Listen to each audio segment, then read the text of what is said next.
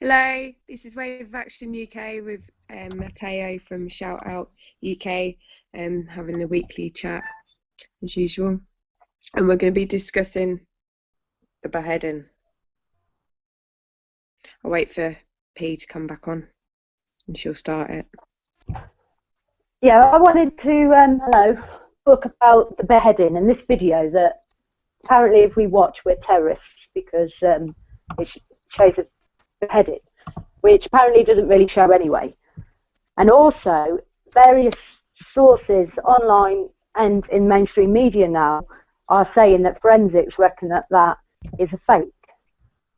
So, are we still terrorists for watching a fake execution? And if we are, is it because it's so bad that we'd question what we was being told? Yes, I think that the reason why we're not allowed to watch that video is because as soon as we watch that video, we'll realise how crap it is and how much of a fake it actually is, and the lie that's been told as usual by the exact same people that have always told the lie again. So the best way to stop us is to not allow us. I mean, the one thing I definitely got to say about this is that there are, let's be realistic about this, there are hundreds of videos of beheadings and various other atrocities going on around the internet.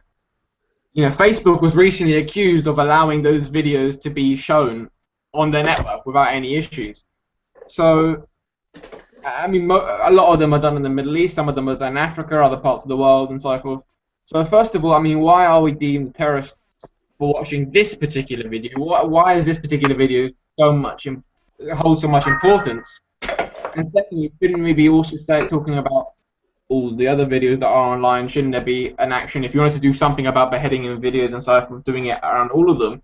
And shouldn't we be questioning also Facebook as well, considering that they show beheading videos? So clearly this video is of massive importance. Possibly the person who created the video was probably sacked and beheaded himself for the failed attempt of what they've done, from the sounds of it. And when we were talking about it earlier, you made an interesting point about ISIS, you know, having killed so many people already. Why would they need to stage a video when there is so many beheading videos already out there? You know, if they're extreme terrorists, you would expect them to take extreme action. Yeah. I mean, that is one thing that it does raise so many questions for me. Is that if you're an organisation that, you know, has reportedly killed many people, you know, the Evening Standard today said that they've crucified people, they've beheaded people, they've shot people in deserts. You know, they've done many vile things, and I think we can all agree on that. So why would you, as an organisation, then supposedly pretend to behead somebody? If you didn't have an American journalist, surely they would kill somebody, you know, somebody who didn't agree with them, and then pretend for them to be a US journalist. That's what they wanted to do. But faking a death just doesn't make sense for an organization that supposedly doesn't care what the West think and is trying to portray it up as brutal image possible for their organization. It just does not make sense at all for them to fake a video, in my opinion. Yeah, same. I agree on that. I think also the way that they use the word terrorist, that seems to be the biggest scapegoat actually created now. All it's ever done now is stop people from coming out and telling the truth. As soon as you say anything against the government or against what they do, like this video, obviously it must have been some shoddy work, otherwise we wouldn't be terrorists for watching it. I mean, the interesting thing about it is today, Nick Clegg, for example, Deputy Prime Minister, has come out saying that, you know, this is horrible what's happened, especially to this journalist, you know, using this poor man's death, if he did die and when he died, to justify more sanctions on our human rights. One of which is to remove our right to have a British passport, just because we've either travelled to a country or because for whatever reason they see fit. I think it's a very, very dangerous power if the government get it. And Nick Clegg was quoted saying that the first thing he's going to do when he comes back from holiday is to campaign for this. Well, I mean, frankly, the first thing I'm going to do as soon as on election day is not vote for him. Well, and then if you look at what Boris wants as well, like he doesn't want innocent till proven guilty. He wants presumed guilt on everybody that visits any of these countries. And you have medics, aid workers, reporters, all kinds of people that are going out there to help or work. And so if they're going to be guilty until proven innocent, and you've got those new secret courts where no one can hear, you can't even hear the evidence against you to defend yourself, and you've got the possibility of losing your passport. Now, my mum happened to be born in America, and not so long ago she got deported from this country, having had children and worked here all her life, just on the fact that she was born somewhere else. It took a lot to get her back, and for someone to go and live in another country where they know no one is very, very scary. And I think it was you last week that said about the people that were just flying backwards and forwards. Yeah. Because they're stateless, and you can't. There are human rights laws that say you can't make people stateless. That's a dictatorship, really, isn't it? And how long before that's taken on to domestic terrorists, and how long before it's anybody who disagrees with the agenda? As soon as you give a government power, it is going to be abused. And the fact is that, I mean, even if we presume that the video is real, what happened, what did really happen, and let's go with what the government says, that, you know, 70% of people flying to the Middle East now are presumed to be terrorists, are going to go there to learn to be jihadists and coming back here and causing and waging war on the West. You know, if we presume all of that to be true, if we're going to give up everything that we believe in to fight an enemy, what's the point of fighting if we're just going to become what we presume they are? You know, by losing the right to have a passport without being threatened to have it removed if we don't stand up and fight for whatever the hell this country is becoming, or if we don't say what they want us to say. If you're born in this country, this is your country. This country belongs to no particular individual. Do you know what I mean? It's the land. You can't just say that you can't live here anymore because you don't toe the line. Because if I'm doing criminal activities, I presume you'll put me in prison, and I won't be free to roam the land. Yeah, the point is you'll be in prison in this country. I mean, whether you do something right or wrong, you're in this country. Again, you know, prisoner, you know, I don't know, drug dealers, rapists, criminal organizers, they all So they are physically trying to turn us into pirates. Yeah, stateless. I mean, pirates is a good, you know, it's a good example of pirates, because what I found really, really interesting, what I discovered quite recently about pirates, is that a lot of them were activists. I mean, in a funny reason, yes, because back in the day, as you know, slavery was rife. I mean, it's more rife now, but it was legal and rife back then in the Caribbean. And pirates didn't see colour. In a sense, you'd have white people fighting with black people on the same sort of level. There will be democracy on ships, where they would elect a captain of said ship. And I found that fascinating, that we see pirates as these vicious, brutal, not even excuses for human beings, and yet in reality, they were democratically elected. They didn't believe in racism, and they were fighting, in one way, in essence, to survive in a system that they didn't see was right. Yeah, and then they had islands and things, and they had their own systems, but ultimately they were fighting against the system. They were stateless. Yeah, they were fighting against the systems that were being forced upon them. They didn't want to have to do the things that those people, you know, like work land and earn your living and things. They wanted to be free men. Yeah. And they went up and set their own societies up. And what is dangerous, I mean, what I see here is, again, a repeat of history. because replace the word terrorist with the word pirate, and the exact same thing is happening. You know, back then, when you had privateers who fought for something that they believed in, suddenly, if you robbed somebody in a shop, for example, back then, you get harsh judgment. If you were accused of piracy, whatever the hell that meant, you would be hanged immediately. There'll be no other option. You know what it is? It's literally anybody that right now, in the eyes of the government, we are terrorists, we are pirates, because we hate everything they do and they hate everything we do. This has never been a war against the people, or a black or a white or a poor or a rich or any. It's never been that. It's always been us against them. Them collecting, using the propaganda to get people. We're going to look after you. We'll govern you. Which back then governors used to have their big mansions and their, you know, things like that. It was exactly the same. And I reckon, yeah, David Cameron would hang us if he had the chance. Of course he would. If he was asked, let's hang these activists. It's like, yeah, all right then, yeah, they're really pissing me off. We say that, but ultimately, if the government says they are knocking down my house where I live, the whole area, we might get a protest together, but ultimately we're basically begging them not to. And they might turn around and say, no, fuck you, we're going to do it anyway. Like they often do. And it'll be the same with fracking and everything.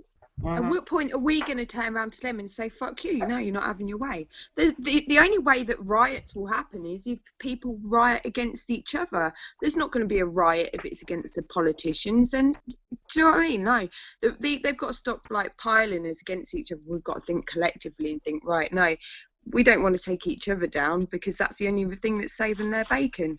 Yeah. Soon as we realise. Ultimately, if the government turned around and said, we're going to call 50% in this country, apart from standing up and uprising, you know, they want to do it, they will do it. My point is that ultimately they do what they want. They're not accountable to us. They don't listen to us. They don't, you know, we can ask them not to do something, but most of the time they just say, no, and do it anyway. I mean, we've had loads, it's like developments and things that people have campaigned against for a long time. You've had like Cat Hill protest evicted today. That's a nature reserve in London where you've got very few nature reserves. You know, and the residents have lived there, or they've grown up with it there, they've taken their children there, and they just want to keep that like that. That's not going to happen. It doesn't matter if 10,000 people there want that to stay as it is. If one person is going to profit from it, it's going to happen. That's what happened with the Badgers, weren't it? Yeah, I mean, the point is that, in my opinion, I mean, the system has stayed exactly the same. It's just the method has changed. So, whereas before, during the times of piracy and so forth, people weren't coveting money. They were coveting their lives in a way. There were different things that were in play in that society where you had to kill the person to stop them doing what they were doing. Nowadays, all you've got to do is pull out a purse or a wallet, and then straight away we'll stop doing whatever we're doing that is making them upset. You know, because money is the controlling aspect of basically 95% of society. You can say 99% of society. If you suddenly hack their bank account or deal with their homes or something, they will straight away feel like there's no tomorrow, because in this world there is nothing else that counts but money nowadays, in this society rather, I should say. So it's the same thing, you know, as long as something profits from it, that's going to happen. You know, it's like Lego's deal with Shell. You know, Lego couldn't care less how many people signed those signatures, because they're making a lot of money from Shell's deal. Despite the fact that it's now going to indoctrinate kids into thinking Shell's somehow an okay company. I did write them a letter because my son's visually impaired, and when he had his patch on, he was almost blind. But to exercise his bad eye, he always had Lego. So Lego is really, he's obsessed with it, to be honest. And now he wanted to go to Legoland for his birthday, and I've had to say to him, well, no, you can't. Because I'm a hard-nosed cow. Because I won't spend my money where I don't agree. And I've wrote on their walls, and I've emailed them and everything, and it's, you know, they don't think of that human side to it. You know, they just think about their money. But they don't have yeah, I know. I mean, that's the thing. Well, I think that's a problem. I just picked up because it's my son. And No, I it's can Lego, understand. I mean, and they're bastards. when I was a kid, I loved Lego. I absolutely loved Lego as well, and I was heartbroken to hear that they dealt with Shell because I really, really liked them as a company. I liked their Yeah. product. It was a brilliant product. It is a great product. Yeah. One thing I think that activists need to realize in general, I think, and I think us all included, is that companies don't have a moral compass. They don't have a human aspect. All they No. care about is where their money comes from. And because of such a one-track mind, everybody can use that to their advantage. Governments could manipulate companies into paying tax if it Did you? saves them money. I mean, having had people comment on the wall and that, it brings me to like companies and their Facebook and their friendly, interactive. Oh, look at us, we're a lovely company, share nice, funny pictures, have competition, maybe you win something. There have been companies now that have put it in their terms and conditions in using their Facebook, in liking the Facebook page or commenting on the Facebook page, you are forfeiting all rights to sue the company. Seriously? Yeah. Seriously, yes. Yeah, I've read that. Yeah. That is incredibly smart. Yeah. So if you want to complain or you want to sue the company, you can't because you've liked their page on Facebook. Yeah, which people don't know about, but that is a real thing. That is incredibly smart. Mm. You see, these people are incredibly smart. I mean, they are incredibly, they don't... They're tricky little tricksters. They're fraudsters. Pirates. But I mean, all it Don't is worry, is, we're pirates. We'll sort it. Arr. I mean, all it is it's a strategy. It's a strategy game. I'm actually It's a halfway real life there. strategy game. I'm gonna get They're my pirate hat retards. on. I'm a parrot. Huh? I brought Aunt Bassie's Yorkshire puddings once, and not Yorkshire puddings, dumplings, and I was eating it, and I could feel something go right down my throat, and I pulled it back out, and it was a great big thing of hair with dumpling on it. Oh! So I rang them up, and I said, I've never been, because I could feel it all pulling. It was horrible pulling it back out. Oh, that is vile. And I rang them up. Do you know what they did? They sent me more. I was like, you having a fucking laugh? I'm never touching your products again. I couldn't eat one again. Nah, I wouldn't. They're idiots. That's I mean, no people do it all the refund. time. It's like if you ever complain to Coke, they'll just send you loads and loads of free Coke souvenirs, free Coke T-shirts, free Coke shoes, free Coke bags. Of course, to anybody, it's like, oh well, I got free stuff. Well, no, not really. They've just up given their you free advertising. merchandise. You're advertising for them for free. Not only do they give you a terrible product, destroying your teeth and your health, but they're also using you as an advertising billboard. Yeah. Congratulations on your victory. That's when I go into shops and they've got them bags and it's got like their name on it and they want to charge you £1 for it because it's a bit longer. Should be giving me that to walk around town advertising your shop for free. Yeah.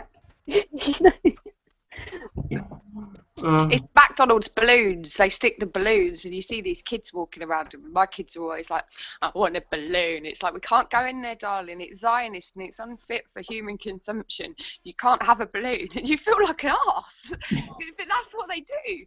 They're like, well, McDonald's in America have announced that they're going to use factory-grown chicken nuggets. haven't they already used human meat?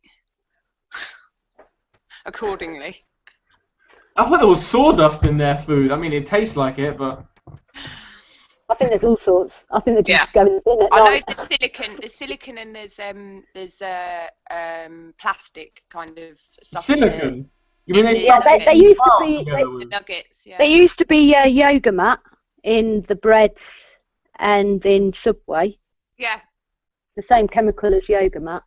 Yeah. That's why this shit don't go off when you put it on the side for 6 weeks. Yoga mats. Yeah. Maybe it's them preparing us for climate change, so that when the sun hits us, we won't melt so quick because we've been made of so many fucking metals and plastic. They're prepared for it. I was going to ask, us, really. sew them together, you can make a yoga mat out of it. Yeah. Oh, look, a new share. Subway have announced that they're going to stop using it. I mean, but let's go on to this, right? I'm going to tell you some things that companies are using and see what you think. There are a lot of patents, right, for Pepsi, Kraft and Nestle to use human kidneys, right, and fetuses as flavour enhancers. In fact, they've got shares in a company that is enhancing them into flavours, a flavour enhancing company. Now they're saying that it won't end up with human liver in it. They'll do something to it and get something off. Now I'm not into cannibalism in any way, shape or form. Not even a hint. Not even a little chemical element. I'll admit she's never. I don't give a shit. Never. I don't give a shit how little bit nicer it tastes. I'd rather you didn't put it in.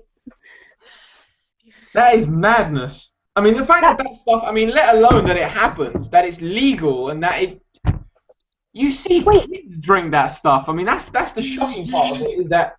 It's like women's face creams that use body parts, that use, like, aborted fetuses. Or collagen that's taken from, like, executed women in China.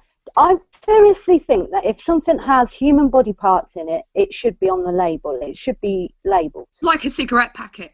Well, yeah, I mean... This product contains human body parts. Here's a scary thought. If history is anything to go by, right, everyone remembers the foot and mouth disease that started off because they started feeding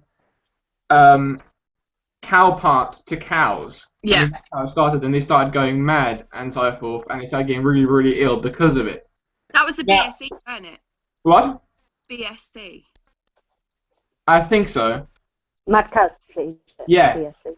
When they banned steak. I mean, what I was going to say is that if you look at human mental illness, right, they claim that there are more mentally ill people now than there have ever been. You know, and the idea of mental illness is growing. Now, some of that is because they consider anybody that thinks differently a nutter. That's one thing that's inflating it. But the other thing is there a... Because obviously, I mean, it didn't always used to contain human stuff in it, because we didn't have the technology to do that. So is there a link between the fact that we are being forced to become cannibals and the fact that we are slowly going insane? Probably. But And I think why it's extremely important to grow what you can. Yeah. Really, I mean, because even there's some like wheats and things, GMO wheats, and that's got human genes in. But I think we're at the point where it's been banned here. The soil properly yet. It would all have to be fresh soil in pots and stuff to get it back until you can get the land back to what it should be. Because right now the land's addicted to ammonia and chemicals and fertilizer. It's useless for meters down. I mean, where do you stop? Because obviously, I mean, the seeds that you buy to grow your own stuff, for example, a lot of them are genetically enhanced or genetically modified. You go to places like you've got Rights and Gardens, and you've got others throughout the country. These are organic heirloom seeds. You have to get heirloom seeds. They're grown very particularly, and you only get seeds off those plants that are traceable back. So. And then what do you do with the soil? Because again, I mean, the soil gets rained on, and the rain is now toxic and acidic. Mm-hmm. Well, I guess the best thing you can do is, I don't know. Hydroponics. I mean, soil's like, hydroponics. Aquadome, they're biodomes where they grow like millions of pounds worth of food in a very small place, and you can dig a big hole in your garden, build an underground greenhouse with a nice roof that's going to let the light in all winter. Have a lot of glass inside so that keeps the heat, and then just grow in water, but have the water recycling round and fish in the water to keep the water. Except fertilizer. To clean the water. They do it like that. I mean, it's expensive to get started though. I mean, you come in with us, Matteo. My friend does it in Switzerland, and he grows throughout the year in a biodome. And considering the snow in that's quite. And there's very little soil. And there's systems with material, rock minerals and stuff like that you can do to make all water your own sort of reservoir as well. I mean, that it's getting to the point where, and I mean, that's the problem again, is that we can't do this all individually. And this is where the idea of the collective comes back in, you know. We can't all afford a biodome. We can't all live in a biodome. It's a community thing. Have to be a community thing, a collective. Yeah. Yeah. Yeah, and I guess what you have to do is, if you can find enough of you, is club together, crowd, and get a bit of land and do it that way. We're on it like carbonics. I mean, no, because it is a thought, you know, if that is what linked. Obviously, with foot-and-mouth disease, it was more urgent because it's literally basically fed brains to cows of other cows, which is you just say it back to yourself and it just sounds. Are we eating ourselves? Yeah, and if you say, for example, that Pepsi had put human body, I'm not saying that they had used this flavour enhancer, would they have to put not suitable for vegetarians on it, or would they class eating yourself? Human? No, it wouldn't be, surely. No, so you know, the vegetarian don't want to eat meat. And I'm not saying that there would be meat in it, that the thought of that would be totally no to a vegan or vegetarian, you know what I mean? Well, Yeah. totally no to anybody who knew about it, I think. I don't know many vegans, anyway, that drink any kind of Coke or Pepsi. Yeah, no, it's true. I mean, most vegans that I know don't touch fizzy drinks. I pretty much live off water and badly. My kids, coffee and my water. kids think that fizzy water, lemonade. I know. I always think about it. I'm like, oh my god, look at my water. Because to replace filters and stuff like that, and to get proper filters, but I think we should all demand that osmosis, reverse osmosis shit on our filters, because my water company swears down the fluoride in the water is natural. We're never going to win this battle between me and Anglian Water. This is never going to be won, and they will not get a penny until they remove that fluoride. There is no natural fluoride in there. Get the fluoride out of my water. And then, because we have to bath in that and shower, it soaks into your skin. Don't matter whether you drink it or not. Yeah. I mean, the fact is, the water as well. Yeah, but they've got a new thing for that now, where they go around the schools and they paste a really high concentrate of fluoride onto the teeth. But they can't swallow it because it's highly poisonous. Yeah, but look at fillings. Look at fillings. It's mercury. They have to wear masks and be like contained in that to take a filling out because it's so dangerous. It was mercury. It's not anymore. When did that change though? It changed. It was mercury in my parents' generation, so it must have changed in the last like 20 odd years. What the hell is it? Nowadays, Lord knows. I mean, I was actually funny enough having a conversation with this recently one of my parents, because they had one of their fillings in, and they had that filling in for, I don't know, I think like 40 or 50 years in, and about 40, 30 or 40 years, and they went back to have one of the other fillings, and they obviously paid an arm and a leg for it, as you do with dentistry in this country. Mm. And he went in for the dent, and it's supposed to last 5 or 6 years, and he turned around right and he said, well, isn't that a bit of a cheat that you charge me 4 times the amount of a normal of filling beforehand, and that lasts 6 years, whereas the other one I had was on the NHS back in the day, and it's lasted for 30 plus years. It just doesn't make sense, and it's all about the recycle of money, because they want you to come more times to the dentist, because the more times you come, the more times you pay. You can get that filling stuff in the actual shops now, but they don't like to tell you that you can actually regrow your teeth. I don't know. Yeah, that you can. It's quite slow that they do tooth filling, and it must be true, because they've just brought out where they reckon within 3 years it will be the end of the drilling at the dentist. You won't need drilling, because they've got this technology with, like, I don't know, magnetic fields or something. It speeds up the regeneration of your teeth, so it regenerates into it will fill the hole in. So what your teeth does naturally, which is actually something that conspiracy theorists have said for a long time, that your teeth heal, and they've said no, and dentists will have you like no. But now they've got the technology. They're saying it enhances your natural teeth's repairing. So which is it? Was we lying or telling the truth? Because of the money that fillings generate. They will bring it out. They will bring it out because it will be phenomenal in cost. or you will have to have some kind of insurance so you can have it. Yeah, no, I mean, there will be money. Always have. Pardon? They will think of a way of monetizing it. That's not going to be the problem. Yeah, I mean, poor people won't get it.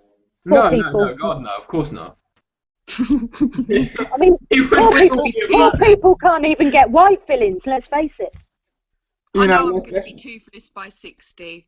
I mean, they go on about people having benefits and not getting jobs and things like that. And you only have to see, like, some of the memes, the Jeremy Kyle show and the fucking state of the teeth on that. That with poverty goes bad dental care, and when you get like that, you can get quite low self-esteem, and you can not want to go and work and serve people, shoving them your teeth all day. It might be cosmetic, but I think that your smile and how you feel about your teeth probably impacts hugely on how you get on in life and feel about yourself.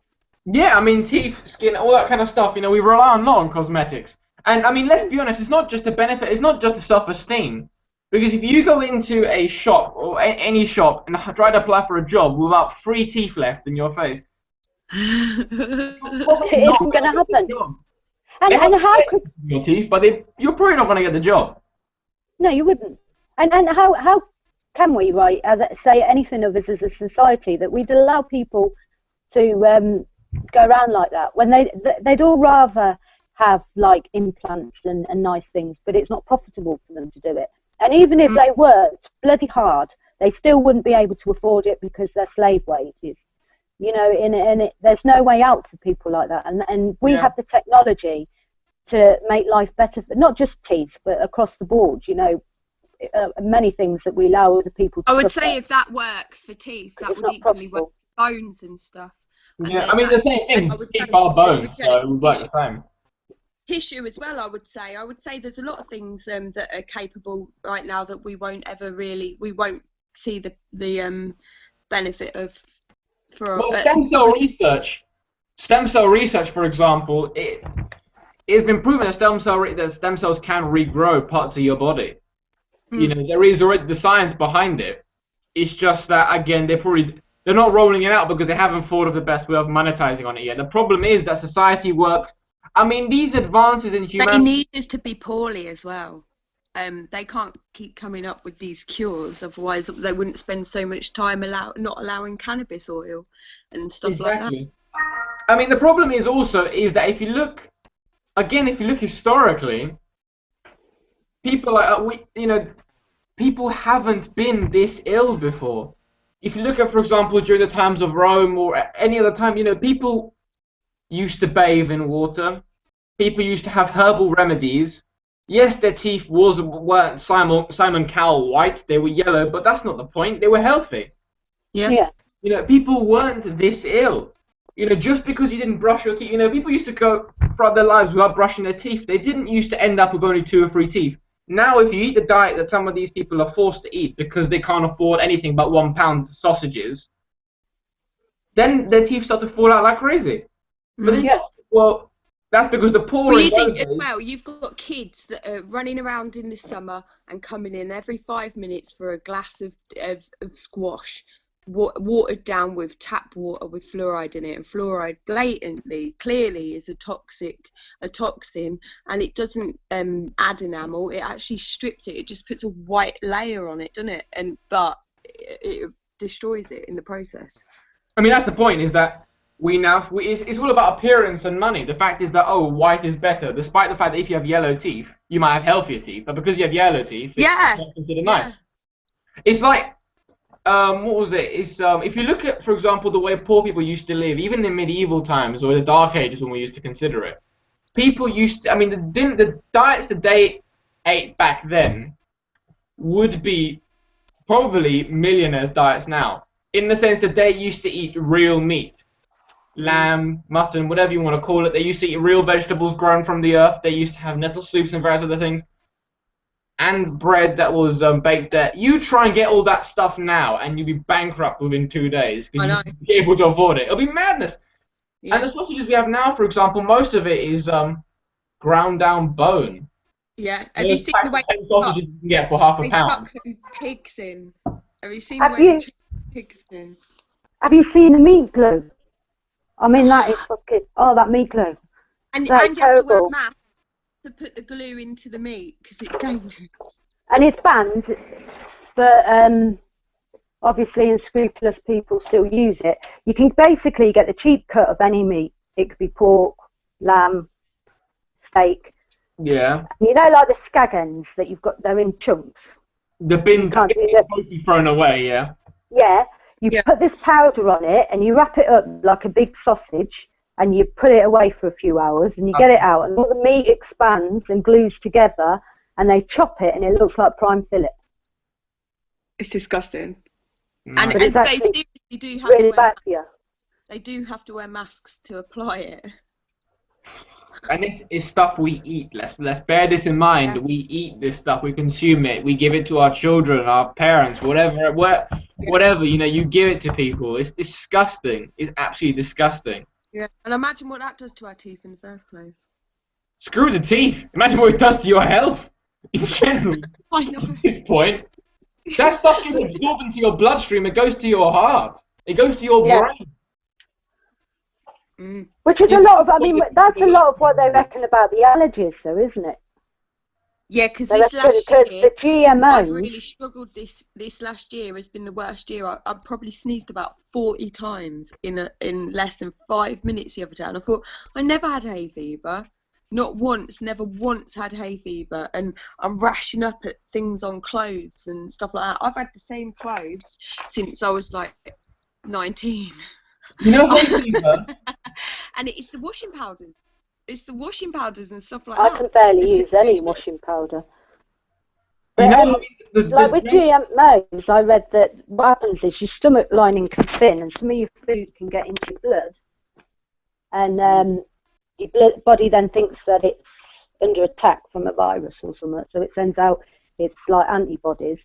And then if you eat that food again, you have an allergic reaction to it. And then we've all had our appendixes removed, haven't we? Because they were I haven't. useless parts I of haven't. the body. I haven't. I've never had appendicitis, so. They took mine out, and then they realised it wasn't my appendix. Oh my god. Yeah, I was 7 months pregnant as well. They were like, emergency operation, and then they were like, oh, it wasn't the appendix. Oh, and it could have waited till after. Bastards. There goes my backup of antibacterial Talking about appendix, did you hear about the Tory MP who had appendicitis last weekend? No. No, I haven't. But I have got a Tory MP that complained that 90,000 a year wasn't enough to live on. But do go on. This one was, and I can't remember the hospital, Croydon, I think, or somewhere. It was a London hospital anyway. Yeah. And he ended up waiting like 24 hours, 12 hours before getting an X-ray, and he was put in a cupboard and all this, and it turns out it was because before they got elected, they were all saying to save this hospital, and then when they got elected, they fucking got rid of it. So this poor hospital now has an extra 40,000 people a month to deal with because of Tories. You know, so his little way me in the paper was a bit like, well, I'm glad you experienced it because it's your doing. Mm. You know, the staff, he did say that the staff were all trying their hardest and working hard. But now they want to close another 3 hospitals around that hospital. So if there was 40,000 increase on one, you're saying that that hospital could end up with another 120,000 patients a month. Now, how are these people going to be safe? Mm. With an emergency service that caters for that many people, without the original people it caters for. I'm sure it'll get worse off as we're going to have to pay for the extra wages of that poor bastard on 90,000 a year. I mean, what's happening clearly is that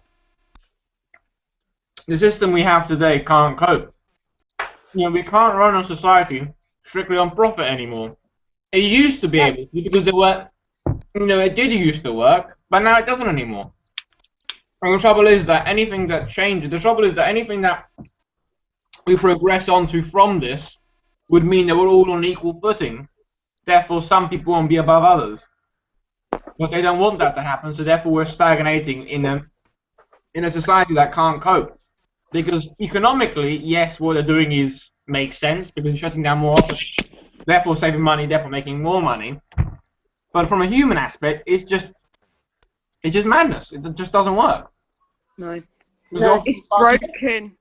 It's like that. I was reading about an estate in London that has a park, a children's park that serves quite a big area, and lots of kids go there. And the council are trying to develop it into a big skyrise. And they said, "Don't worry, we'll put the park underground, underneath the skyrise, so the kids have still got somewhere to go." And you're thinking, you know, you can shove these kids down in the dark. It's not going to be particularly safe if they're the only kid in the park. And where's the? I mean, who thinks these harebrained schemes? Why can't you see the importance of nature and things? It's not the human aspect is very important. Because by nurturing these kids, they're going to grow up into better people. They're going to have better jobs, and the more time and effort and inspiration they have in their childhoods. But maybe that's... Sorry, go on. No, what I was going to say is maybe you've hit the nail on the head. Because we are continuously in the assumption that these people want the poor to develop into something better. Yeah. I think we're in denial that, well, I mean, it's because they want us to do this, they're just not thinking straight. Maybe they are thinking straight. Maybe that's exactly what they do want. Yeah, I think it is. I think they need us sick. They need us looking bad. They need us with... There are too many people on the Huh? planet. They need population to go down, and what a better way to do it than ourselves, you know. Look how many people have committed suicide just because of the lack of money. They are cutting exactly what they need to cut. They're doing exactly what they need to do to make people feel like shit about themselves, to make families stick round and round in that circle that eventually wipes each other out. That's how, you know, what are the floods going to bring next time with things like Ebola and stuff like that? And you know, what are the floods going to start bringing when the pumps are shutting down and stuff when they run out of oil? I mean, the other thing is, of course, is that you said they're doing that. It's like, you know, when they cut legal aid. Yeah. There's a reason why they cut that, is because the legal aid allows people to fight for their rights in court. Yeah. Which is why you dispute things. If you as a company have 10 lawyers, I as a poor person can't afford a lawyer, but I can get legal aid, therefore I can defend myself. If you cut legal aid, I can't afford a lawyer, I can't defend myself. Yeah. Yeah. And it's the same with the employment laws, you know, the right to tribunal, having to pay to go to tribunal. Benefit laws. If you've lost your job, chances are you ain't got much money to your next pay packets, or you sort out a benefit claim. You can't really afford to be paying a couple of grand on a tribunal, let alone having representation at that tribunal, because there's no legal aid.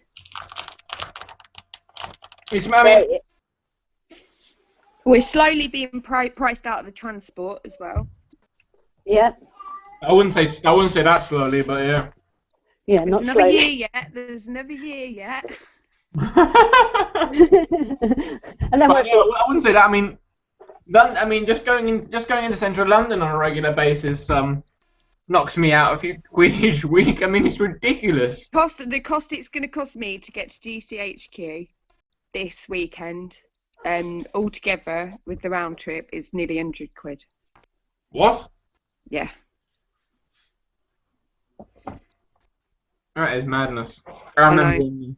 We were trying to equal. And then that's why we're spending a lot of money to get to protests now. Yeah. Well, it's all about manoeuvres and strategy. You know, the strategy of the left, of the activist, is to get loads of people together in one place. The strategy. I'm booking my ticket for the 5th of November now. Yeah. imagine the price hikes up twice as much. Yeah. But the point is, again, it's like a reaction. You know, the activist gets all these people together to fight for one cause. The system stops you from getting together. And I think the natural, activists haven't into that back yet. And I think we have that point you just made. I don't know if you heard some of the things that Theresa May has been saying about with this beheading that we started with. Oh, the laws the terrorist laws that are coming in.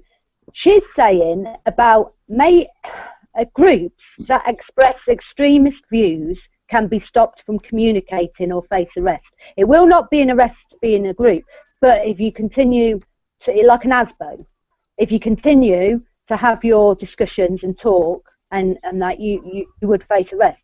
So extremists could be a anti-tracker, an animal rights protester. We are extremists in their view. And my concern is, about them, like you were saying about keeping as part of their strategy. How long before that sort of law is applied to people, inciting people to protest? I think it'll be put in place once they've trashed Anonymous or some form of movement worldwide, and then I think it'll be put in place, because then they can that's the future graph. At the end of it, I think that's almost endgame. I think what we need to realise is, and this is something I've been saying for a long time on these chats, is that the organisation, with the exception of Anonymous, in activists and so forth, and activism in general, has never been close to perfect. But I think at the moment, it's literally a fight for survival. It is nothing short but a fight for survival, to actually, to the point where we need to realise that, standing on each other's molehills, fighting each other's little battles mean nothing. As soon as you get wiped out, you're all screwed. Because you're fighting for your own very. What they don't realise, they haven't done the divides good enough. They haven't divided us good enough. We should have been a lot further on in their plans than we are now. Gaza should have gone without a hitch. God, they're in the Middle East. We shouldn't have given a shit about them. Do you know what I mean? But the fact that protesters, the fact that Nick Clegg could go on radio and say he's going to fight to have a law that police can remove your passport, automatically means that, yes, Gaza was a little bit of a hitch up, but okay, whatever. They cared about a load of people that are living somewhere in the middle of a desert. That's the way they see them. It's like, okay, fine, they managed to rally a couple of people. Well, hypothetically, what script?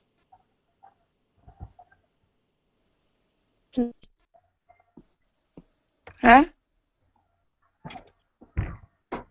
Say that again. You're cutting out, hello?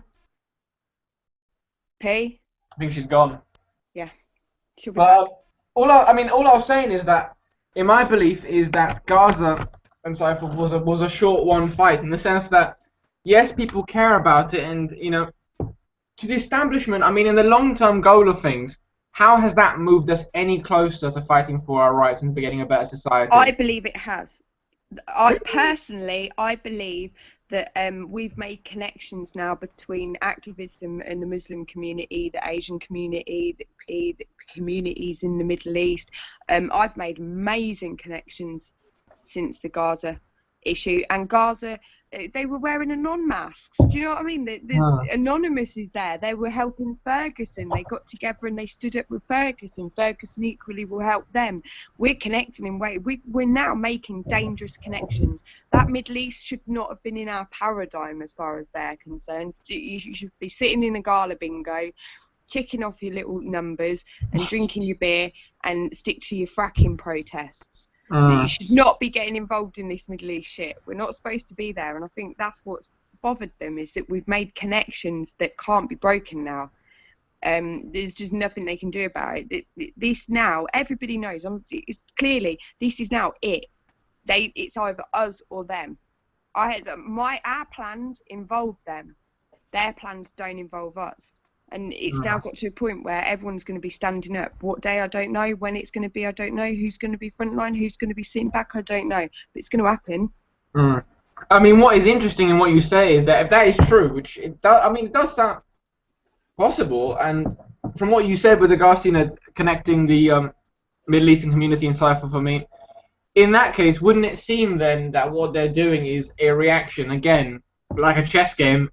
The activists have made their move, united with Gaza and so forth, and they're now making their move in the sense of trying to stop communication. And, of course, the reason why they're letting UKIP run wild is probably because UKIP inspires anti-Islamic sentiment. But they have to make the propaganda to go with the effort they're making. Like, they have to create things like ISIS. So that's the point, yeah. That's why they funded them and allowed them to operate. Yeah. ISIS is created because we joined with the Middle East. ISIS was created to stop the West from becoming one with the Middle East. It did not want that. I would say they predicted this with Gaza happening. I would say about 8 years ago, probably. That fuck up was going to happen for them. I think they almost, it's almost like they saw, okay, bollocks, we didn't market it enough. We didn't market the hatred for Muslims enough. That will happen. What can we do? Let's fund that extremist organization there, because they're going to create enough hatred in the press. Yeah. This guy, Nigel Farage, clearly has some sort of charisma. His ideas are mental and racist, but let's support him because he's going to create a divide between the poor. Let's go for that. And plus, he's rich, so he knows exactly what we want. It now depends whether World War III is created through this, or the collapse hits first, one or the other. Do you know what I mean? Well, because the worst thing that standing up to the US. The worst thing that could happen to them is us to overthrow our government and not one riot happen.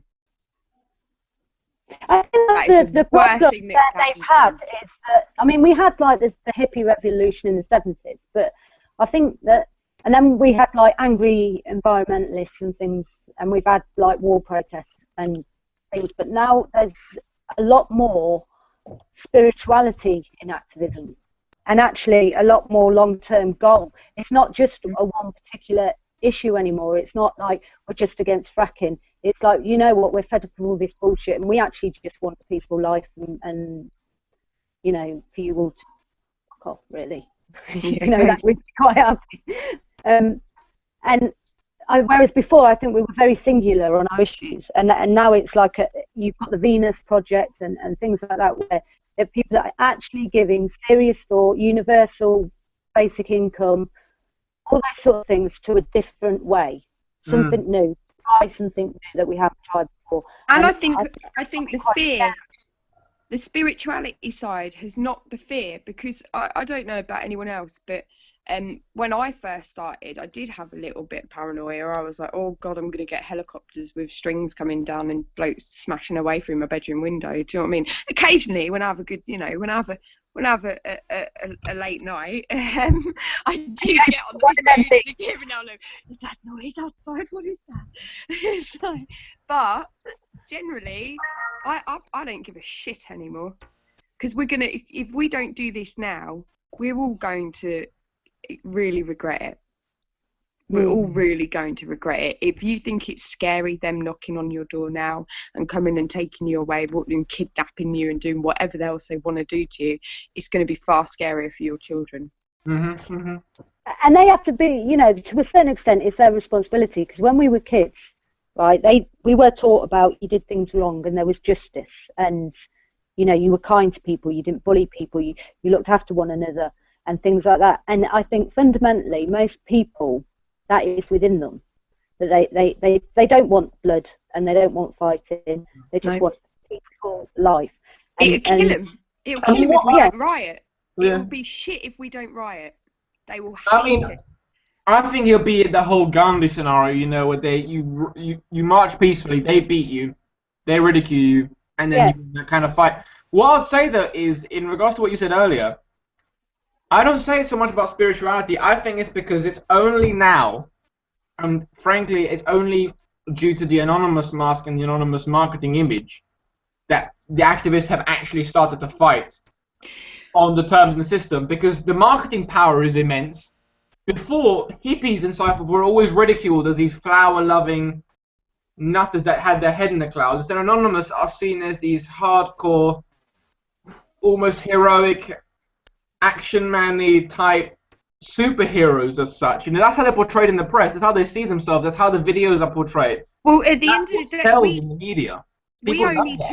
We took the choice to remove our masks in April, and before that, we were anonymous online. We were anonymous at marches, and both of us pretty much together, didn't we, P? We were like, fuck it. If you were gonna, they know who you are, and it takes faces sometimes to fight this, and you know, but we were quite behind the scenes and kept the masks on and things like that. And it is, you go to these rallies and you take people for exactly what they are, a person, a human being. It don't matter what what person they are. Because when you first, like, people first come in and that, you talk about infiltrators and things like that, so you don't know who you can talk to and things. And you know, I can understand why people stay hidden. But the reason, like, we agreed to do your documentary was because really, We ain't scared no more. You know, it's sticking two fingers up and saying, look, this is me, this is what I think, and you know, despite all of your thoughts of what your thoughts might be, ultimately I am a better person than you, I have better morals than you, and you can fuck off. I'm not going to hide. Because morally, I know I am better than a politician that runs this country. I have a kinder heart, I am more compassionate, and I actually think about mankind as a whole rather than just what I can get out of the situation. And people can bond with us now. I've made, although I had a lot of friends before, I've noticed now I can bond more with people because they can actually look and they're like, oh, it is a real person. Because I think sometimes with Anonymous, it's like you said, they think they're superheroes, some form of... And do you know what? I got sick of the shit of doing stuff and then, like, people not know, you know, you'd go to these places and you're talking to someone and then you can't find them. You can't fucking find them nowhere. Like, we were talking online and we'd been to a few protests, but we didn't. The first time was when I tripped her when up. we got our photos and we were like, oh look, that's me in your photo. And she's like, first oh, thing I did to her when I met her was tripped her up. That was the first thing I did. I was like, oh hi. But yeah, we'd talk. No bonding, and this is what we were missing. I love the Anonymous mask. The Anonymous mask, I think, needs to stay because as a collective, that's what it is. I wear mine on the back of my head in solidarity, but now I show my face. But there are a lot of people that aren't going to show their face because they're still too scared. They're not. They're the fear. We wear bandanas, isn't there? Huh? We do wear bandanas and things. Yeah. Yeah, we will hide it when we get there and that, but generally, it's got to a point now where we're just climbing up statues and shit, falling all over the place. But you see, to me, it's not about hiding the mask. It's the mask as an image. It's almost like a Nike tick or the McDonald's M. You know, it's a brand. It's become a brand. Human beings need that brand. In this state we live in, we crave brands. We crave that marketing power. The best part about this brand is we've created it. We've created it. We're all a part of it.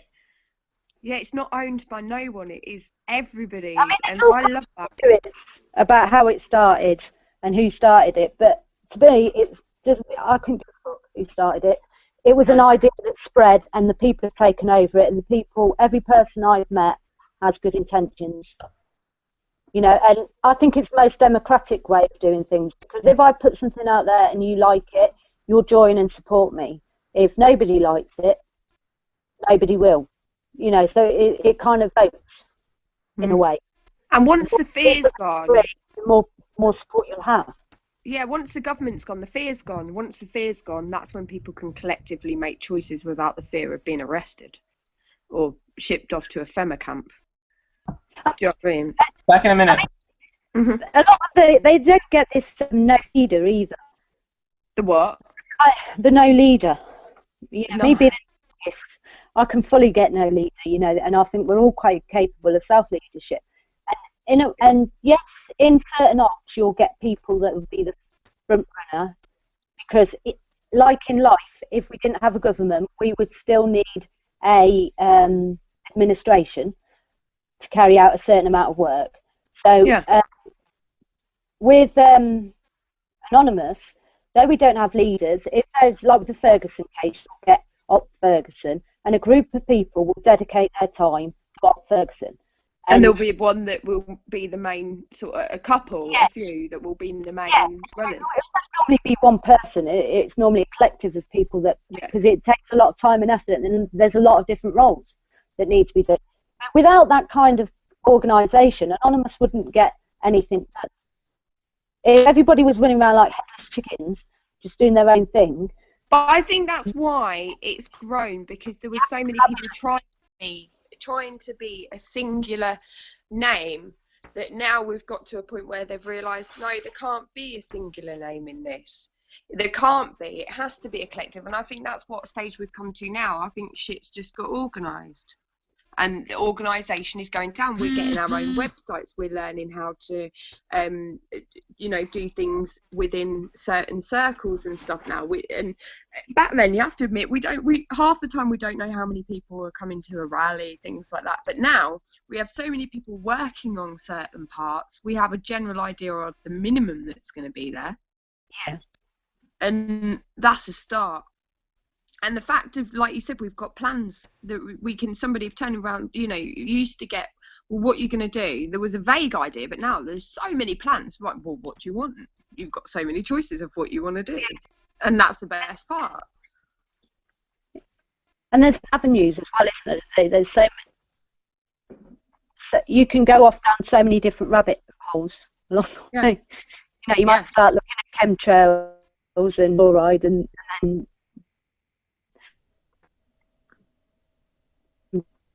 these doctor who's inbox. It's like a warren of information. You just seem to be fed new links and new information just at the right time that you're ready for it, through the connections that you're making. Because each person is offering different information to you, and hopefully you're because all that happens. Yeah, to share all information. that happens, the system has failed you somehow. So you're shooting off and searching for how it's failed you. And now, because Anonymous, like it said, it has become a brand. It has now become to a point where people can search and it's not so far to find.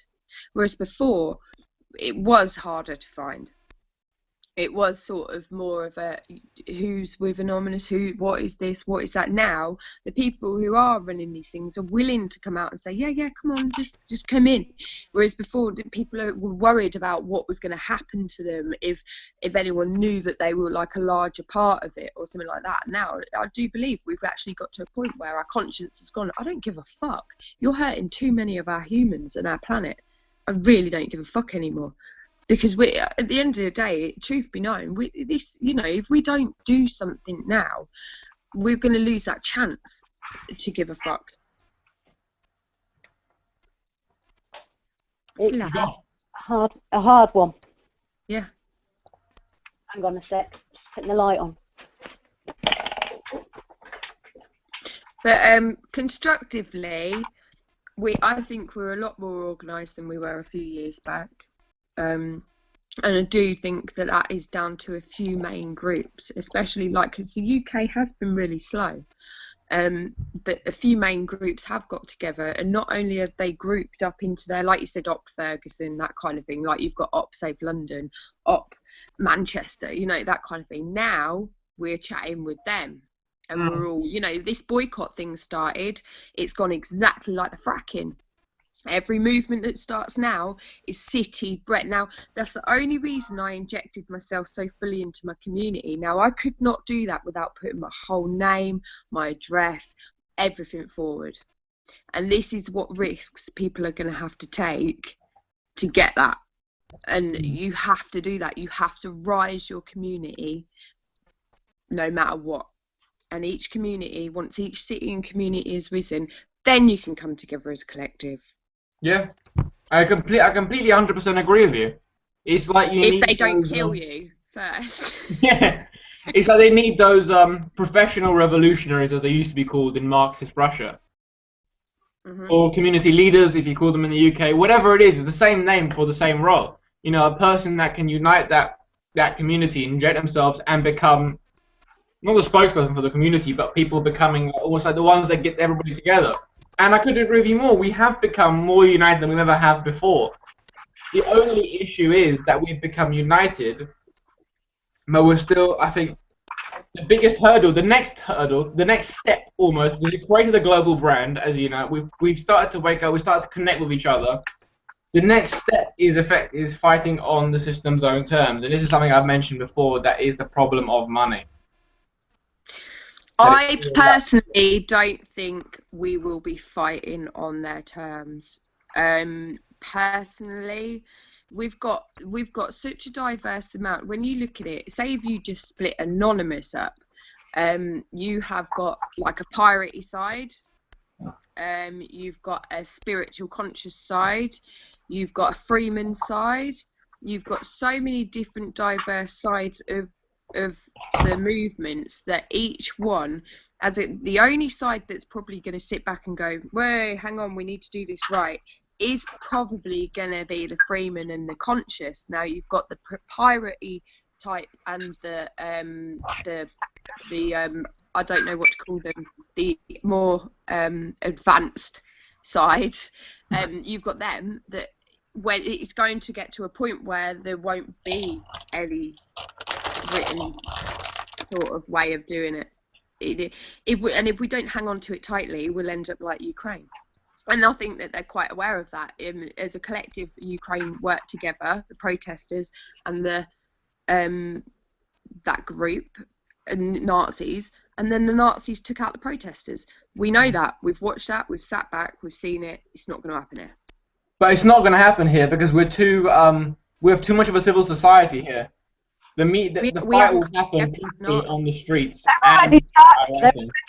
They're already starting the Nazis in this country, though, with the Gaza protests and things like that. A lot of towns are being told not to have the Gaza protests because of the incitement of the... What should happen with that is that the BNP and EDR, whenever they turn up, if they're inciting stuff, they should be jailed. Simple as that. Yeah, but the bloke who turned up at mine, even the policeman turned round to me because it was quite an intense meeting. I got absolutely fried for it. Absolutely fried. One bloke, and that's all he caused. My demo went wrong, bam. And that has caused mass meetings. One of my friends ended up with the terror police on his front doorstep, being dragged into police stations. And this is all because of one bloke who supported IDF. But and he was a UKIP. He was UKIP councillor. And now I'm gunning for him. I'll have him out of office. There's no way that should be allowed. No way. But you see, I mean, what should happen is that, you know, the police don't need more laws. If they use the powers they already have and jail the people that were supposed to be jailed, the system wouldn't be so messed up. Like that UKIP person, he should have been, well, you're inciting a protest. He should have been reprimanded in any way, whatever they see fit in that sense. And that's the way things should go. But they're purposely avoiding that. They don't need more powers. They need to use the powers they have now to actually promote the law. It's as simple as that. They just need to use the power they have. They don't need more. It just becomes irrelevant afterwards. I do have to shoot off now. Okay, that's fine. But I shall see you guys not next week, but the week after. Yes, enjoy Italy. I won't be in your suitcase. Pardon? I won't be in your suitcase. Have fun. Please, well, they probably won't find any of us anymore afterwards. See ya. No, see you later. Bye. Bye.